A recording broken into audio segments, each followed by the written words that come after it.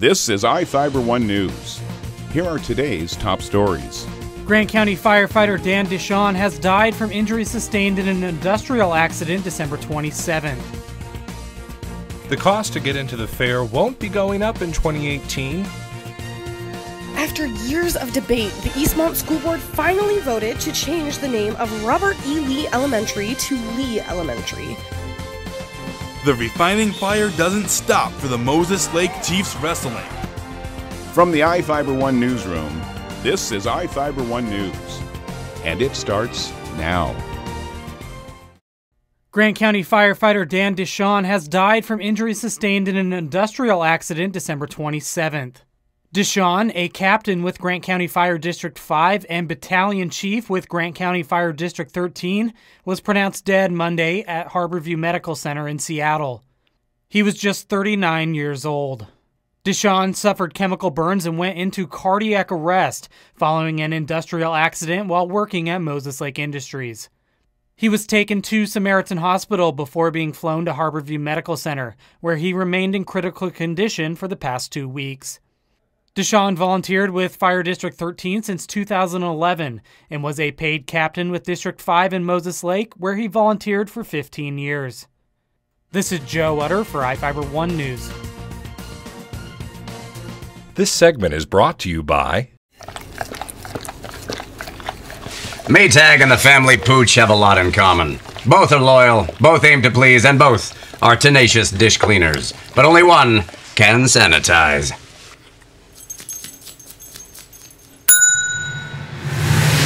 Maytag, what's inside matters. Maytag Appliances, now available at more furniture in Ephrata.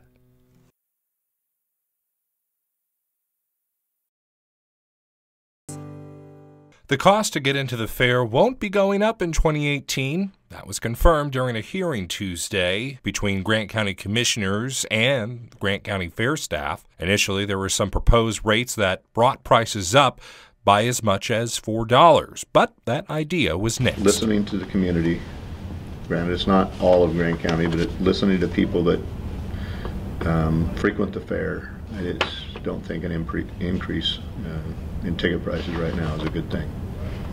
Not something I'm in favor of.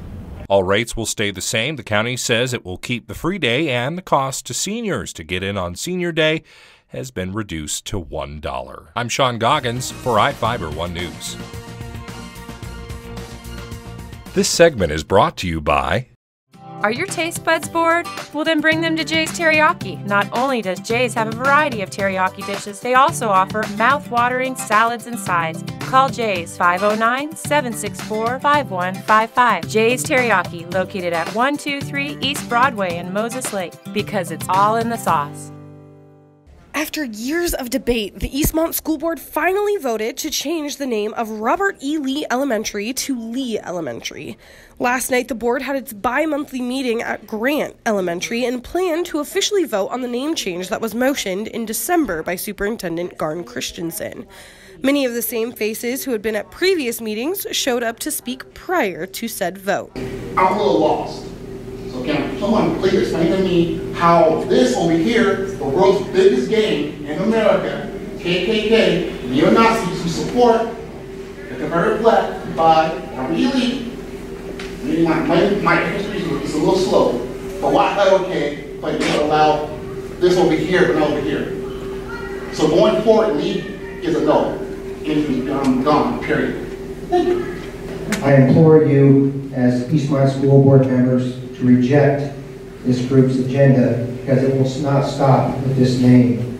This is but a microcosm of what is happening in our society and around our country. There are far more important issues like ensuring that our kids get a quality education than spending all this time, effort, energy, and money on this issue. It was a unanimous vote from the 4 members in attendance to change the name from Robert E. Lee to simply Lee Elementary. I fought with myself as to whether I was okay with it or not, and ultimately came to the conclusion that you need to take change in steps. And there's been a lot of steps along the way, and so I'm proud of the board for taking this step. The board was also supposed to look at the naming and name-changing policy for schools, but members were not ready to vote on that matter. The issue has been pushed back to the next meeting in the district office, which will be February 26th. The next school board meeting is January 22nd at Eastmont Middle School.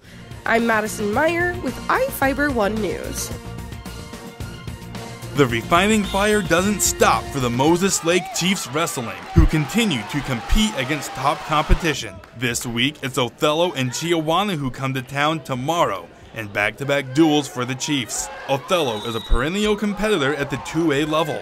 Last season, Othello took 6th in state and have placed no worse than 6th in 7 of the past 8 years. Last season, Moses Lake faced off against Othello and only won by 1 team point. Chiawana is another school that's no stranger to state, but has been on the rise the past few years. Chiawana has several excellent wrestlers, including Tyson Stover. Moses Lake's Hunter Cruz just beat Stover in the championship round of the Gut Check Invitational just a few days ago. The action starts with Othello at 5:30 p.m. and will continue with Chiawana at 7. I'm Adam Chakosky for iFIBER 1 Sports.